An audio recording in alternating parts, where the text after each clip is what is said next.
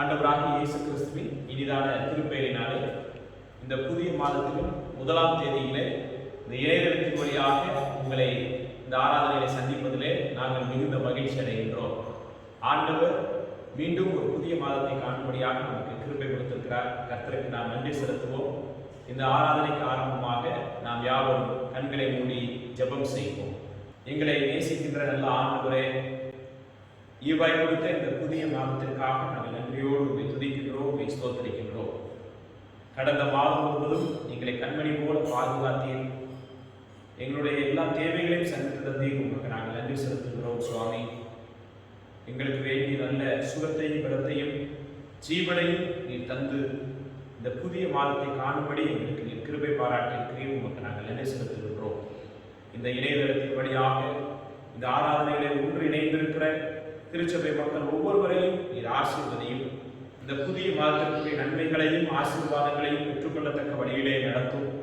இந்த ஆராதனை துவக்கம் முதல் இறுதி வரைக்கும் உங்களுடைய பிரசன்னம் கூடவே இருந்திட வேண்டும் என்று நாங்கள் ஜெபிக்கின்றோம். உங்களுடைய வார்த்தையின் மூலமாய் இந்த மாதத்திற்குரிய மன்னாமையும் எங்களுக்கு நீர் தர வேண்டும் என்று நாங்கள் ஜெபிக்கின்றோம். நீரே இந்த ஆராதனையை ஆசீர்வதித்து பொருட்படுத்திக் கொண்டு வழிநடத்திட வேண்டும் என்று இயேசு கிறிஸ்துவின் நிமித்தமே மன தாழ்மையோடு வேண்டிக் கொள்கின்றோம் எங்கள் நல்ல பிதாவே, ஆமென். இந்த ஆராதனைக்கு ஆரம்பமாக நாம் அனைவரும் இருந்தபடியே பாமாலையின் 16வது பாமாலையை பாடுவோம். பாமாலையின் 16. கர்த்தாவே தாழ்மையாக திருப்பாத தாழ்ந்தையே தெண்ட நீட ஆவலாக வந்தே நல்ல இயேசுவே, உம்மை தேடி தரிசிக்கவே வந்தே.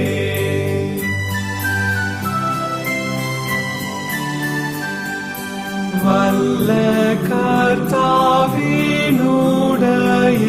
தூய ஆட்டுக்குட்டியே,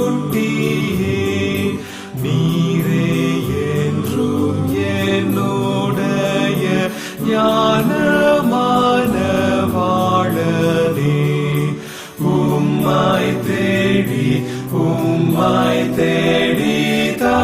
தரிசிக்கவே வந்தே.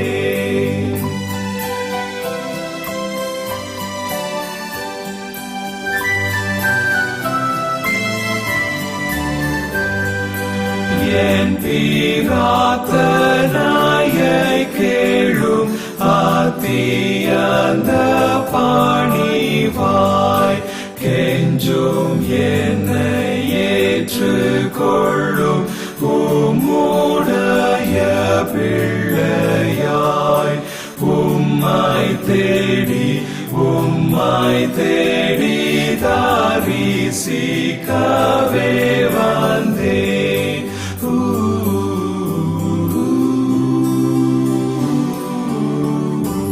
நாம் நின்றபடியே ஆராதனை முறைமை புத்தகத்திலே 3வது பக்கத்திலிருந்து நாம் பின்பற்றுவோம். பக்கம் எண் 3லிருந்து நாம் இந்த ஆராதனை முறைமையை பின்பற்றுவோம். கர்த்தரை கண்டடைத்தக்க சமயத்தில் அவரை தேடுங்கள், அவர் சமீபமாயிருக்கையில் அவரை நோக்கி கூப்பிடுங்கள். பூமியின் குடிகளே, எல்லோரும் கர்த்தரை கெம்பீரமாய் ஆடுங்கள். மகிழ்ச்சியோட கர்த்தருக்கு ஆராதனை செய்து ஆனந்த சத்தத்தோட அவர் சன்னதியின் முன் வாருங்கள். தேவன் ஆவியாயிருக்கிறார். அவரை தொழுது கொள்கிறவர்கள் ஆவியோடும் உண்மையோடும் அவரை தொழுது கொள்ள வேண்டும். தம்மை தொழுது கொள்கிறவர்கள் இப்படிப்பட்டவர்களாயிருக்கும்படி பிதாவானவர் விரும்புகின்றார். கிறிஸ்துவுக்குள் பிரியமானவர்களே, நம்முடைய பரம பிதாவாகிய சர்வ வல்லமையுள்ள கடவுளை அளவில்லாத தயவினாலும் இரக்கத்தினாலும் பாவ மன்னிப்பை பெறுவதற்காக நாம் செய்த பலவிதமான பாவங்களையும் அக்கிரமங்களையும் அவர் சன்னதியில் மறைக்காமல் பணிவும் தாழ்மையும் துக்கமும் கீழ்ப்படுதலும் உள்ள இதயத்தோட அறிக்கையிட பற்பல வேத வாக்கியங்கள் நம்மை ஏவுகின்றன. நாம் எக்காலத்திலும் கடவுளுக்கு முன்பாக நம்முடைய பாவங்களை மனத்தாழ்மையாய் அறிக்கையிட வேண்டுவதுமின்றி அவருடைய திருக்கரங்களிலிருந்து நாம் பெற்றுக்கொண்ட மேன்மையான உபகாரங்களுக்காக நன்றி செலுத்தவும், அவரை மிகவும் சிறப்பாய் புகழ்ந்து பிரஸ்தாபம் பண்ணவும், அவருடைய திருவசனத்தை கேட்கவும், நம்முடைய உடலாவிக்கு தேவையானவர்களுக்காக வேண்டிக் கொள்ளவும் நாம் இணைந்திருக்கிற இந்த தருணத்திலே நமது பாவங்களை அறிக்கையிடுவது நமது விசேஷித்த கடமையாம். ஆகையால் நாம் அனைவரும் இணைந்து சுத்த இதயத்தோடும் தாழ்ந்த மனதோடும் ஆண்டவரை நோக்கி நம்முடைய பாவங்களை அறிக்கை செய்வோமாக. நாம் அனைவரும் இணைந்து பொதுவான பாவ அறிக்கை ஜெபத்தின்படியாக நம்முடைய பாவங்களை நாம் அறிக்கை செய்வோம். சர்வ வல்லமையும் மிகுந்த இரக்கமுள்ளவராகவே, தப்பிப்போன ஆறுகளை போல நான் உங்களை அடைப்போம். எங்கள் இதயத்தின் பிரச்சனைகளுக்கும் நோக்கங்களுக்கும் மிகவும் இணங்கி நடத்தும். நம்முடைய பரிசுத்த கற்பனைகள் வருவாய் சுத்தம் செய்தோம். செய்யத்தக்க வேலை செய்யாமல் செய்தகாத வேலை செய்து வந்தோம். எங்களுக்கு சுகமே இல்லை. ஆயும் ஆண்டவரே, இயேசு கிறிஸ்துவின் மூலமாய் மனிதர்கள் செய்த வாக்குறுதிகளின்படி நிர்வாகித்த குற்றப்படி அதிகாரத்திலிருந்தும் தப்பிதங்களை அறிக்கையிடுகிற இந்த பேர் பொறுமையாயும் பாவத்திற்கு உடலை சீர்படுத்தும். மிகவும் இரக்கமுள்ள பிதாவே, உடைய பரிசுத்த நாமத்தை உண்டாக்கும்படி நாம் தேவனுக்கு நீதியும் தெரிந்துள்ளவருமாய் நடந்து வர இயேசு கிறிஸ்து நிமித்தம் எங்களுக்கு கிருபை செய்கிறோம். ஆமென். தங்கள் பாவங்களுக்காக உண்மையாய் துக்கப்பட்டு கடவுளிடம் மனம் திரும்பி அவருடைய ஆவின் சகாயத்தால் தங்கள் வழிகளை சீர்படுத்த பிரயாசப்படுகிறவர்களை குறித்து கடவுள் சொல்கிற அருள் நிறைந்த மொழிகளை கேளுங்கள். துன்மார்க்கன் தன் வழியையும் அக்கிரமக்காரன் தன் நியமங்களை விட்டு கத்தெடுத்து திரும்ப கடவன். அவர் ஒருமையில் மனதிருவார். நம்முடைய தேவனத்துக்கு திரும்ப கடவன். அவர் மன்னிக்கிறதுக்கு தயவு கொடுத்திருக்கிறார். நம்முடைய பாவங்களை நாம் அறிக்கையிட்டால் பாவங்களை நமக்கு மன்னித்து எல்லா அடியையும் நீக்கி நம்மை சுத்திகரிப்பதற்கு கர்த்தர் உண்மையும் நீதி உள்ளவராயிருக்கிறார். ஒருவன் பாவம் செய்வானால் நமக்காக பரிந்து பேசுகிறவராயிருக்கிறார். நம்முடைய பாவங்களை விருத்தி செய்கிற கிருபாதாரப்படி அவரே நம்முடைய பாவங்களை மாத்திரமல்ல சர்வலோகத்தின் பாவங்களை விருத்தி செய்கிறபடியாய் இருக்கிறார். சர்வ வல்லமையும் இந்த இரக்கமுள்ள ஆண்டவர் மன்னிப்பை பாவ நிவர்த்தி நமக்கு கட்டளையிட்டு வாழ்வை சீர்படுத்துவதற்கான காலத்தையும் தமது பரிசுத்த கிருபையும் கட்டளையும் தந்தருவாராக. ஆமென். இந்த இக்கட்டான நாட்களிலே கர்த்தர் நமக்கு கிருபையாக அவரை நம்மை கனிமணியை போல காத்து வழிநடத்தி வருகிற தெய்வக்காக இருதயத்தின் ஆழத்திலிருந்து நன்றி நிறைந்த உள்ளத்தோடு பொதுவான ஸ்தோத்திர ஜெபத்தை ஏறெடுப்போம். சர்வ வல்லமையுள்ள கடவுளே, சர்வஜீய தேவர பிதாவே, அபாத்திரான அடியாராய் எங்களுக்கும் மற்றதாம் மனிதருக்கும் தேவரை அருள் செய்த பற்பல கிருபைகளுக்காகவும் அன்பு தயவுக்காகவும் நாங்கள் மிகுந்த தாழ்மையோடும் உலகத்தோடும் ஸ்தோத்திரம் செலுத்துகிறோம். எங்களை சிருஷ்டித்ததற்காகவும் காப்பாற்றுவதற்காகவும் இம்மைக்குரிய ஆசீர்வாதங்களுக்காகவும் வைத்து தைக்கிறோம். விசேஷமாக ஆண்டவராய் இயேசு கிறிஸ்துவினாலே உலகத்தை மீட்டுக் கொண்ட விடைவில்லாத அன்புக்காகவும் கிருபை நலன்களுக்காகவும் மகிமையடைவோங்கிற நம்பிக்கைக்காகவும் ஸ்தோத்திரம் செலுத்துகிறோம். நாங்கள் உண்மையாக நன்றி நிறைந்த இறுதி உள்ளவர்களாக இருக்கவும் எங்களை ஊழியத்துக்கு ஒப்புக் கொடுத்து எங்கள் வாழ்நாளும் பரிசுத்தம் நீதி உள்ளவர்களாக நடக்கவும் எங்கள் வாழ்க்கையினாலே மாத்திரமல்ல எங்கள் நடக்கையினாலையும் உங்களுடைய புகழை பிரஸ்தாபப்படுத்தவும் தேவனை செய்த உபகாரங்களாக உணர்ந்து கொள்ளும் உணர்வை எங்களுக்கு அருள் செய்ய வேண்டும் என்று எங்கள் ஆண்டவராய் இயேசு கிறிஸ்துவின் மூலமாய் வேண்டிக் கொள்கிறோம். அவருக்கும் தேவனுக்கும் பரிசுத்த ஆவிக்கும் எல்லா மேன்மை மகிமையும் சதா காலமும் உண்டாவதாக. ஆமென். திருச்சபையாருக்கு அறிவிக்கப்பட வேண்டிய அறிவிப்புகள். கடந்த ஒரு மாத ஆண்ட காலமாக ஆண்டவர் நம்மை கரம் பிடித்து காத்து வழிநடத்தி வந்திருக்கிறார். ஒரு புதிய மாதத்தையும் ஆண்டவர் காணும்படியாக கிருபை கொடுத்திருக்கிறார். இந்த ஆண்டிலே தொடர்ந்து இந்த புதிய மாதத்திற்குரிய நன்மைகளையும் ஆசீர்வாதங்களையும் ஆண்டவர் நம்முடைய திருச்சபை மக்களுக்கு தரும்படியாக தொடர்ந்து ஜெபித்துக் கொள்ளும்படி நான் உங்களை அன்போடு கூட கேட்டுக்கொள்கிறேன். அது மட்டுமின்றி கொரோனாவின் பாதிப்புகள் அதிகரித்துக் கொண்டே இருப்பதினாலே நாம் அரசு சொல்கின்ற வழிமுறைகளை கடைபிடித்து வாழ்வது, கிறிஸ்தவ பண்புகளை வெளிப்படுத்துவது நமக்கு கடமையாக இருக்கின்றது. எனவே கைகளை சானிடைசர் கொண்டு நீங்கள் சுத்தம் செய்து கொள்ளும்படி உங்களை அன்போடு கேட்டுக்கொள்கிறேன். தேவையில்லாதபடி நாம் வெளியே செல்லாது, ஏதாவது தேவையோடு இருக்கும் பொழுது நாம் செல்லும் பொழுது முகக்கவசம் அணிந்து கொண்டு செல்லும்படியாக உங்களை நான் அன்போடு நினைவூட்டுகிறேன். கொரோனாவினாலே பாதிக்கப்பட்டிருக்கிற மக்களுக்கு ஆண்டவர் நல்ல சரீர சுகத்தை தரும்படியாக தொடர்ந்து ஜெபியுங்கள். மற்றும் ஏனைய தடுப்பூசிகள் ஆக்சிஜன் பற்றாக்குறை நமது தமிழகத்திலும் இந்திய தேசத்திலும் ஏற்படாத வண்ணம் எல்லாம் நிறைவாய் கிடைக்கவும் ஜெபிக்கும்படி நான் உங்களை அன்போடு கூட கேட்டுக்கொள்கிறேன்.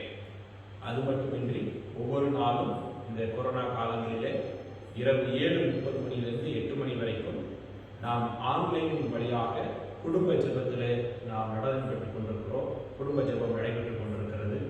எனவே திருச்சபையார் அநேகர் இந்த குடும்ப ஜெபத்திலே கலந்து கொண்டிருக்கிறீர்கள். இன்னும் இதுவரைக்கும் கலந்து கொள்ளாதவர்கள் தொடர்ந்து இந்த ஆன்லைனில் நடைபெறுகின்ற குடும்ப ஜெபத்திலும்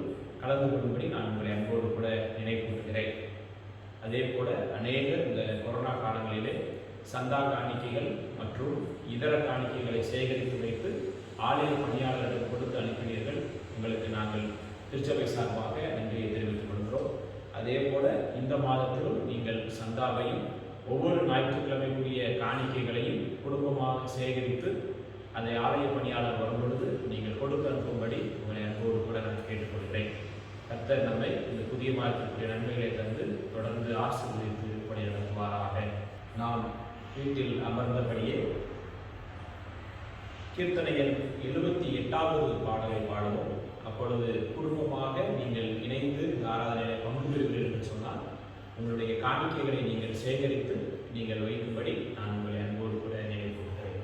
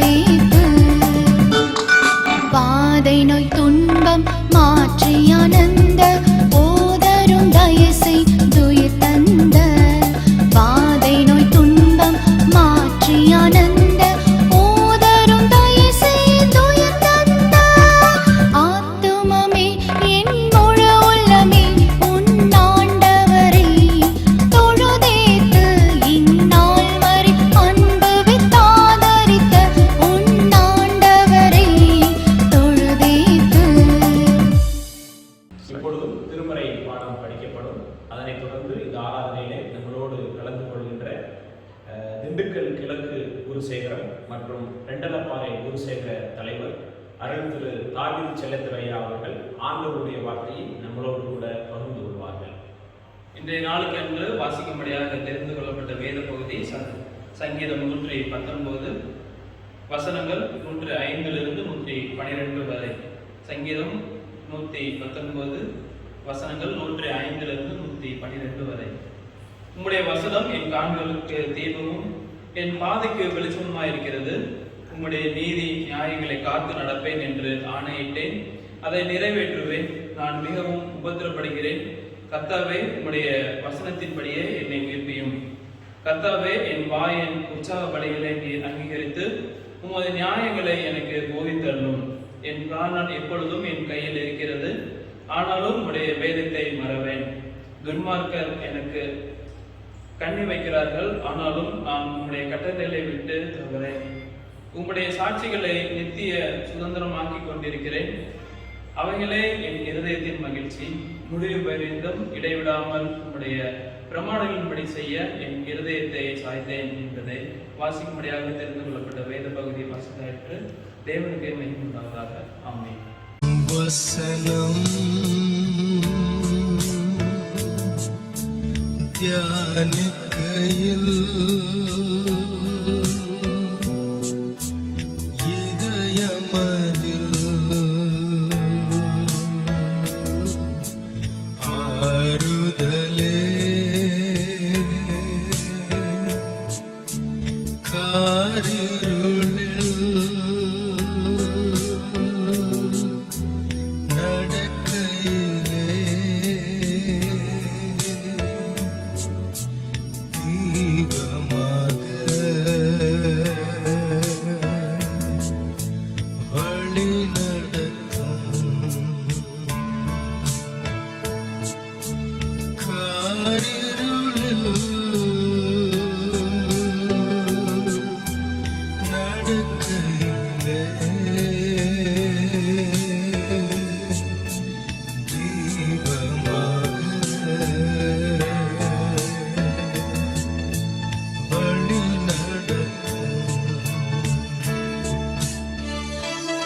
ஜெபம் செய்வோம்.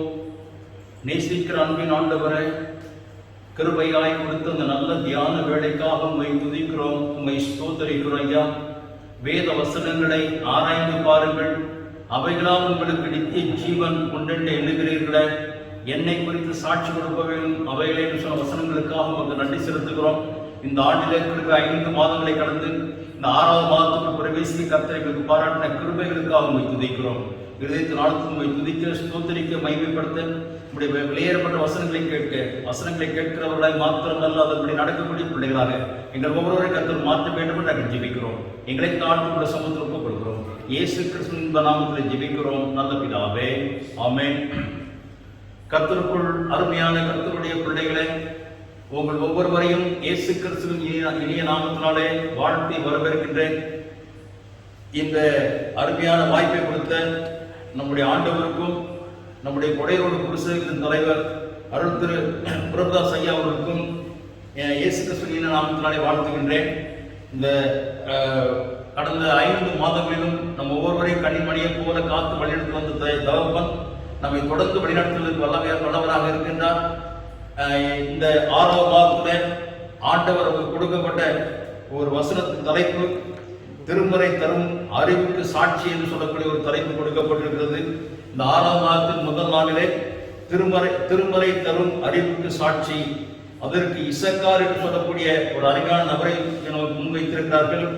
இசக்கார் என்ற சொல்லுக்கு வாடகையால் அல்லது இது பரிசு என்று பொருள்.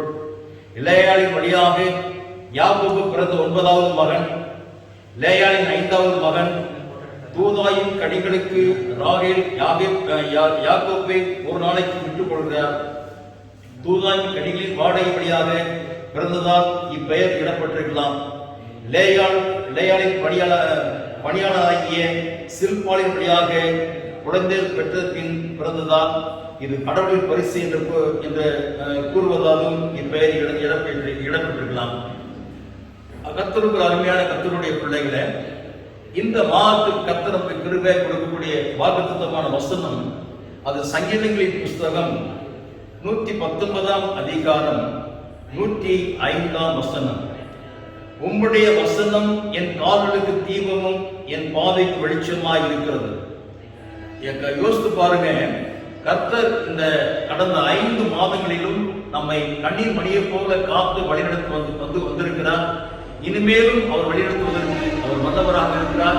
அவருடைய நம்முடைய வாழ்க்கைக்கு போதுமானவராக இருக்கிறார்.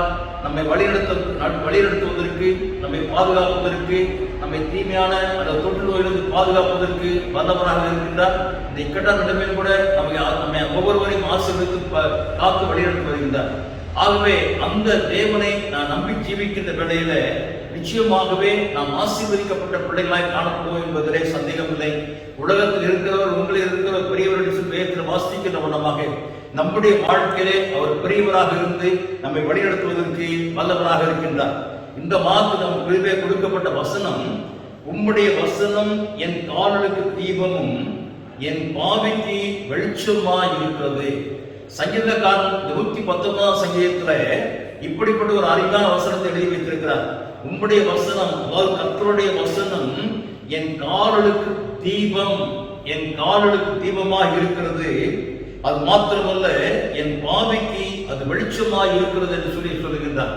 ஆகவே இந்த இருள் நிறைந்த உலகத்துல, அல்லது பாடுகள் நிறைந்த உலகத்துல, கஷ்டங்கள் நிறைந்த உலகத்துல, போராட்டங்கள் நிறைந்த உலகத்துல, அடுத்து நாம் என்ன செய்வோம் என்று சொல்லக்கூடிய நிலைமை, தொற்றுநோயின் காரணமாக காரணமாக அடுத்து நாம் என்ன செய்ய போகின்றோம், எப்படிப்பட்ட சூழ்நிலையில் தள்ளப்பட போகிறோம் என்று சொல்லக்கூடிய இந்த இக்கட்டான நாட்களில் கூட ஆண்டவருடைய வசனம் என்ன சொல்கிறது, உங்களுடைய வசனம் என் காலுக்கு தீபமாக இருக்கின்றது. ஒரு இருளிலே நடந்து செல்கின்ற ஒரு மனிதனுக்கு ஒரு வெளிச்சம் எவ்வளவு பிரகாசத்தை கொடுத்து அவன் போக வேண்டிய வழியிலே அவனை அந்த வெளிச்சம் எப்படி வழிநடத்தி கொண்டு போகிறதோ, அதே போல இந்த இரு சூழ்ந்த நாட்களிலே அல்லது கஷ்டங்கள் நிறைந்த நாட்களிலே, பாடுகள் நிறைந்த நாட்களிலே நாம் எப்படி நடந்து செல்ல வேண்டும் என்பதற்கு ஆண்டவருடைய வசனம் என்ன சொல்கின்றது, ஆண்டவருடைய வசனம் நம்முடைய கால்களுக்கு தீபமாக இருக்கிறது என்று சொல்லப்பட்டிருக்கிறது. அது மாத்திரமல்ல, நம்ம கால்களுக்கு தீபமாகவும் நாம் நடந்து செல்லக்கூடிய பாதைகளுக்கு அது வெளிச்சமாக இருக்கின்றது என்று சொல்லி பார்க்கின்றோம். இஸ்ரவேல் ஜனங்களை குறித்து வேதத்தில் படிக்கின்றோம். அறிஞால் சொல்லப்பட்டிருக்கிறது, வேதத்தில் இஸ்ரவேல் ஜனங்கள் அந்த வனாந்தர வழியிலே நடந்து வருகின்ற வழியிலே பகலிலே மேக ஸ்தம்பத்தினாலும் இரவிலே அக்னி ஸ்தம்பத்தினாலும் வழிநடத்தி வந்த தகப்பன் இன்றைக்கு அவர் ஜீவனோடு கூட இருக்கின்றார். நம்மை அமிதமாக வழிநடத்தி செல்வதற்கு வல்லவராக இருக்கின்றார். ஆகவே இஸ்ரவேல் ஜனங்களை வனாந்தர பாதையிலே என்ன ஒரு பாலைவனம் நிறைந்த பகுதியாக இருந்த அந்த வனாந்தரமான வாழ்க்கையிலே ஆண்டவர் ஒவ்வொரு நாளும் அவர்களுக்கு வேண்டிய ஆகாரத்தை பரலோகத்திலிருந்து அவர்களுக்கு அருளி செய்து, வானத்திலிருந்து அவர்களுக்கு மன்னாவை அருளி செய்து, அது மாத்திரமல்ல பகலிலே மிக ஸ்தம்பத்தினாலும் இரவிலே அக்னி ஸ்தம்பத்தினாலும் அவர் நடந்து செல்லக்கூடிய வழியிலே அவர்களை வழிநடத்தி கொண்டு வந்தார் என்று சொல்லி பார்க்கின்றோம். ஆக அவர் அப்படி நடந்து வந்ததுனாலே ஆண்டவர் அவருக்கு அப்படி அமிதமாய் கூட இருந்து வழிநடத்தி வந்தபடியினாலே அவருக்கு போய் சேர வேண்டிய கானான் தேசத்துக்கு அவர் பத்திரமாய் வந்து சேர்ந்தார்கள். அந்த கானான் தேசத்தை அவர் சுதந்திரித்துக் கொண்டார்கள் என்று சொல்லி பார்க்கின்றோம்.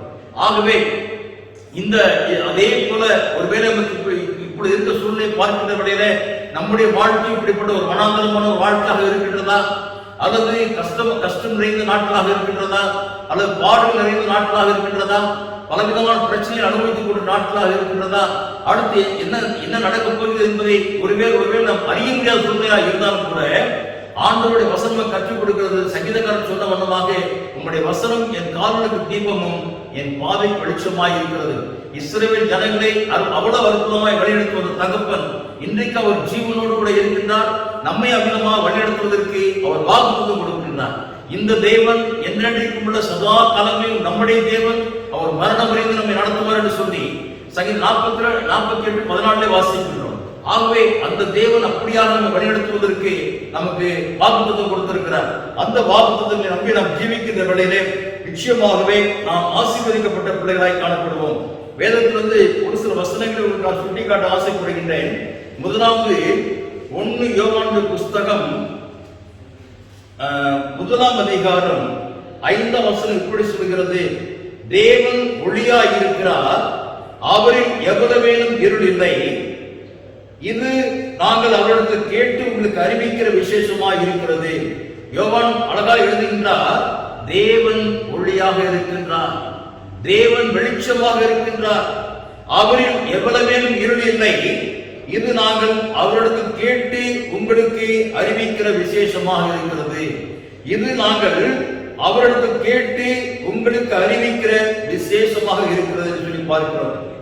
அதே அதிகாரம் 7 சொல்லுகிறது, அவர் ஒளியில் இருக்கிறது போல நாமும் ஒளியிலே நடந்தால் ஒருவரோடு ஒருவர் ஐக்கியப்பட்டிருப்போம். அவருடைய குமாரனாகிய இயேசுவின் ரத்தம் சகல பாவங்களுக்கு நம்மை சுத்திகரிக்கும் என்று சொல்லி எழுதப்பட்டிருக்கிறது. ஆகவே அவர் ஒளியில் இருக்கிறது போல நாமும் ஒளியிலே நடந்தால் ஒருவரோடு ஒருவர் ஐக்கியப்பட்டிருப்போம். ஆக ஆண்டவர் அவருடைய பிள்ளைகளாய் உங்களையும் என்னையும் லேவியர் ஆகமத்தில் படித்து பார்க்கின்றோம். நீங்கள் என்னுடையவர்களாய் இருக்கும்படி உங்களை மற்ற ஜனங்களை விட்டு பிரித்து எடுத்தேன். நான் பரிசுத்தராய் இருக்கிறது போல நீங்கள் உங்கள் நடைகள் எல்லாவற்றிலும் பரிசுத்தராய் இருங்கள் என்று சொல்லி உங்களுக்கு கற்றுக் கொடுக்கிறார். ஆண்டவர் விரும்புகிற காரியம், ஆண்டவர் எப்படி இருக்கிறாரோ அதே போல அவருடைய பிள்ளைகளாய் நீங்கள் நான் இருக்க வேண்டும் என்று சொல்லி ஆண்டவர் விரும்புகிறார். ஒரு பரிசுத்தமான ஒரு வாழ்க்கை, ஆண்டவருக்கு பயந்த ஒரு வாழ்க்கை, ஆண்டவருடைய வசனத்துக்கு கீழ்ப்படியக்கூடிய ஒரு வாழ்க்கை, ஆண்டவருடைய வசனத்துக்கு நடுங்கக்கூடிய ஒரு வாழ்க்கை, இப்படிப்பட்ட ஒரு வாழ்க்கையை நம் ஒவ்வொருவரும் அமைத்துக் கொள்கின்ற வேளையிலே நிச்சயமாகவே ஆண்டவருடைய வேதவசனம் கற்றுக் கொடுக்கிற பிரகாரமாகவே அவருடைய வசனம் நிச்சயமாகவே நம்முடைய பாதைக்கு வெளிச்சமாகவும் நம்முடைய கால்களுக்கு தீபமாக இருக்கும் என்பதிலே சந்தேகம் இல்லை. இரண்டாவது ஒரு வசனத்தை வாசிக்கின்றான். இதே 119 சங்கீதம் 130 வசனம் இப்படி சொல்கிறது. 119 சங்கீதம் 130 வசனம், உம்முடைய வசனத்தில் பிரசித்த வெளிச்சம் தந்து வேதிகளை உணர்வுடன் ஆக்கும் என்று சொல்லி எழுதப்பட்டிருக்கிறது. உம்முடைய வசனத்தில் பிரசித்த வெளிச்சம் தந்து வேதிகளை உணர்வுடன் ஆக்கும். சங்கீதம் 19:7 வாசிக்கின்றோம், கர்த்தருடைய வேதம் குறைவற்றதும் ஆத்துமாவை உயிர்ப்பிக்கிறதுமாய் இருக்கிறது. கர்த்தருடைய சாட்சி சத்தியமும் வேதே ஞானியாக்குறதுமாய் இருக்கிறது சொல்லி எழுதப்பட்டிருக்கிறது. ஆகவே கர்த்தருடைய வசனங்கள் வேதியுள்ள மனிதர்களோடு கூட அதை ஞானியாக மாற்றக்கூடிய வசனம் என்று சொல்லி பார்க்கின்றோம். நாம் வேதத்தில் படித்து பார்க்கின்றோம். அப்போஸ்தலனாகிய பேதுருவை நாம் அதிகமாக வாசித்திருக்கிறோம். அவர் சாதாரண ஒரு மீன் பிடிக்கிற வேலையை செய்து கொண்டுதான் கூட, ஒரு படிப்பறிவு இல்லாத ஒரு மனிதனாய் காணப்பட்டாலும் கூட, ஆண்டவருடைய வசனம் ஒரு மூத்த அப்போஸ்தலனாக அந்த வசனம் அவரை மாற்றினது. ஆண்டவருக்காக வைராக்கியமாய் வல்லமையான சாட்சியாக ஜீவித்தார்.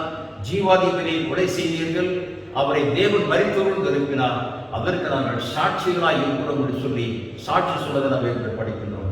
ஆகவே அருமையான கர்த்தருடைய பிள்ளைகளே, இந்த 119 சங்கீதம் 130 வசனத்தில் வாஸ்தவமாக உம்முடைய வசனத்தின் பிரசித்த வெளிச்சம் தந்து வேதைகளை உணர்வுள்ளவனாகும். ஒருவேளை இப்படிப்பட்ட அந்த பேதுருவை போல நாம் படிக்காதவர்களாக இருந்தாலும் கூட, அல்லது ஒரு பெருமையுள்ள ஒரு மனிதராக இருந்தாலும் கூட, ஆண்டவருடைய வசனம் நம்மை பிரசித்தப்படுத்தி அவருடைய வசனத்தின் மூலம் வெளிச்சம் தந்து நம்மை பேதைகளை உணர்வுடன் ஆக்குகிறதா என்று சொல்லி பார்க்கிறோம். 1 வாசிக்கின்றோம், ஞானிகளை வெட்கப்படுத்தும்படி தேவன் உலகத்தில் பைத்தியமானவர்களை தெரிந்து கொண்டார், பலம் உள்ளவர்களை வெட்கப்படுத்தும்படி தேவன் உலகத்தில் பலவீனர்களை தெரிந்து கொண்டார் என்று சொல்லி வைத்திருக்கிறார். ஆகவே பலவீனமான மனிதர்களை கூட ஆண்டவர் வல்லமையான ஊழியக்காரனாக வல்லமையான சாட்சியாக எடுத்து அவர் பயன்படுத்துவதற்கு வல்லவராக இருக்கிறார் என்று சொல்லி பார்க்கின்றோம். இதே சங்கீதம் 43 சங்கீதம், அதுல 3 வசனத்தை நீங்க படித்து பார்ப்பீர்கள் என்று சொன்னால் இப்படி சொல்லுகிறது, உமது வெளிச்சத்தையும் உமது சத்தியத்தையும் அனுப்பியவர்களும் அவைகள் என்னை நடத்தி உமது பரிசுத்த பர்வதத்திற்கும் உமது வாசஸ்தலங்களுக்கும் என்னை கொண்டு போவதாக. என்ன அழகா எழுதிட்டார் பாருங்க. சங்கீதம் 43 வசனம், உமது வெளிச்சத்தையும் உமது சத்தியத்தையும் அனுப்பியவர்களும் அவைகள் என்னை நடத்தி உமது பரிசுத்த பர்வதத்துக்கும் உமது வாசஸ்தலத்துக்கும் என்னை கொண்டு போவதாக என்று எழுதப்படுகிறது. அழகா சங்கீதக்காரன் அனுபவித்து எழுதுகின்றார், உமது வெளிச்சத்தையும் உமது சத்தியத்தையும் அனுப்பியவர்களும் அவைகள் என்னை நடத்தி உமது பரிசுத்த பர்வதத்துக்கும் உமது வாசஸ்தலங்களுக்கும் என்னை கொண்டு போவதாக. அருமையான கர்த்தருடைய பிள்ளைகளை, இந்த வசனத்தின்படி நாம் பார்க்கின்ற வேளையில ஆண்டவருடைய வசனம் ஆண்டவருடைய வெளிச்சமும் ஆண்டவருடைய சத்தியமும் நம்மை இந்த உலக வாழ்க்கையிலே வழி நடத்தி கொண்டு போவதோடு மாத்திரமல்ல, அவருடைய பரிசுத்த பர்வதத்துக்கும் அவருடைய வாசஸ்தலத்துக்கும் நம்மை கொண்டு போகிறது என்று சொல்லி பார்க்கின்றோம். இப்படிப்பட்ட அனுபவம் சங்கீதக்காரனுடைய வாழ்க்கையில் பெற்றிருந்தபடினால்தான் சங்கீதக்காரனை குறித்து வேதத்தில் எழுதப்பட்டிருக்கிறது, அவன் போகின்ற இடங்களெல்லாம் புத்திமானாய் நடந்தான், அவன் போகின்ற இடங்களெல்லாம் வெற்றி சிறந்தான், அவன் போகின்ற இடங்களிலே கோலியாத்தை குறித்து வேதத்தில் எழுதப்பட்டிருக்கிறது, அவன் 6 முழ உயரம் 1 ஜான் உயரம் உள்ள ஒரு மனிதன் என்று சொல்லி எழுதப்பட்டிருக்கிறது. அவ்வளவு உயரமான ஒரு மனிதன், ஒரு யுத்த வீரன்.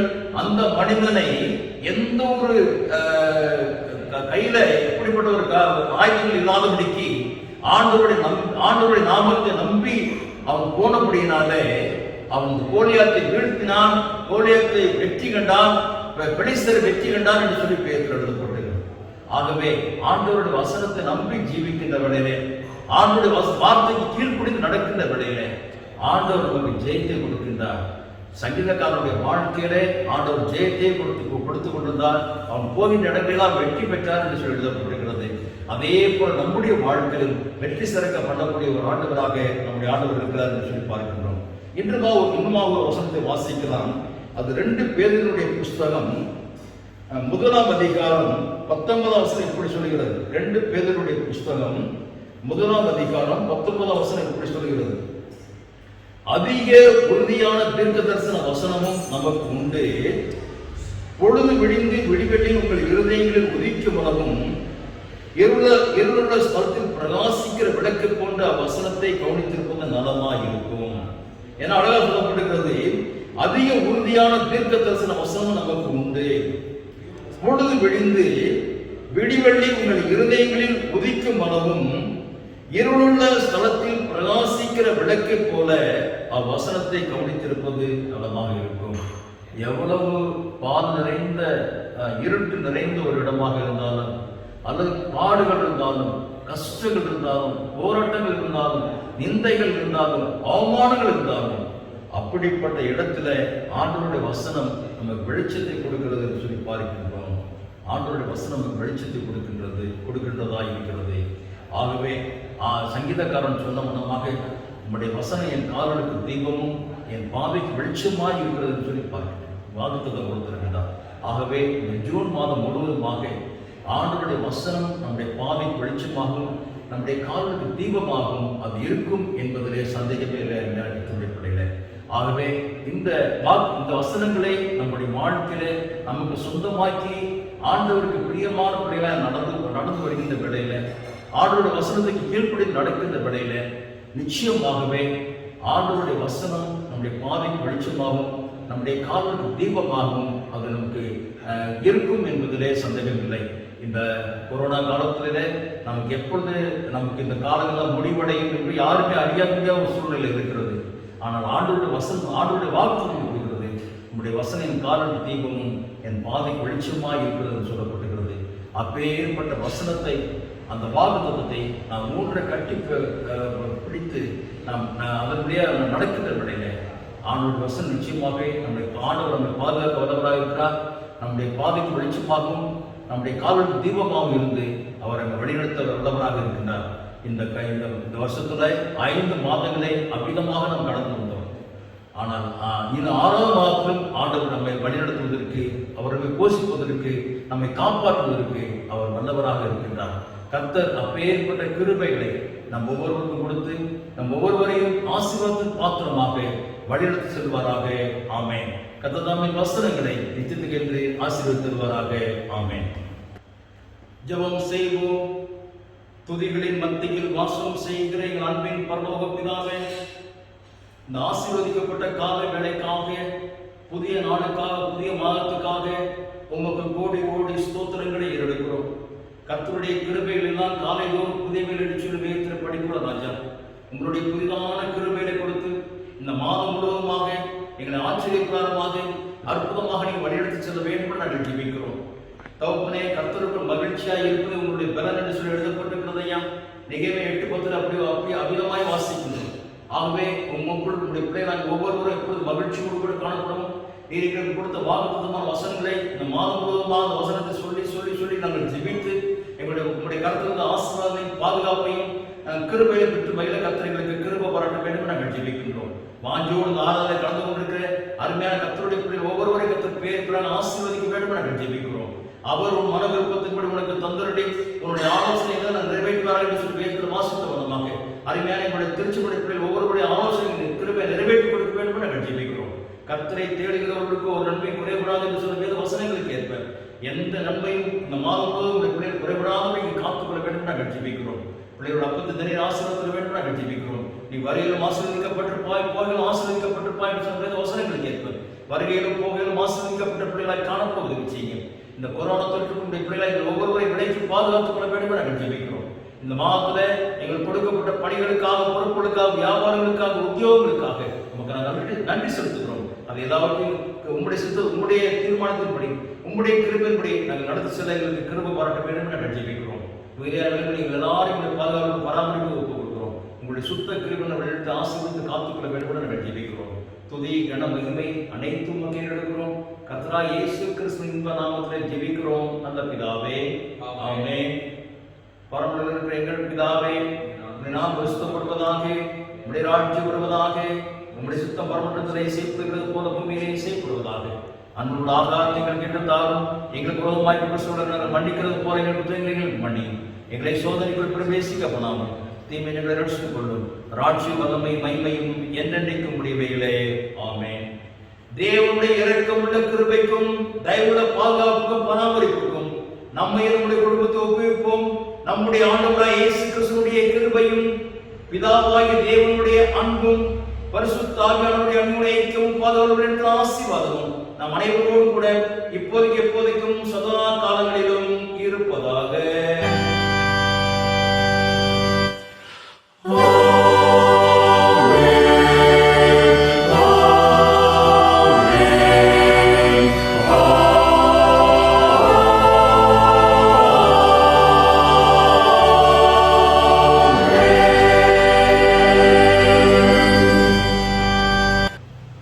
முடிவு கவிகளில் 4வது கவியை பாடி இந்த ஆராதனையை நாம் நிறைவு செய்வோம்.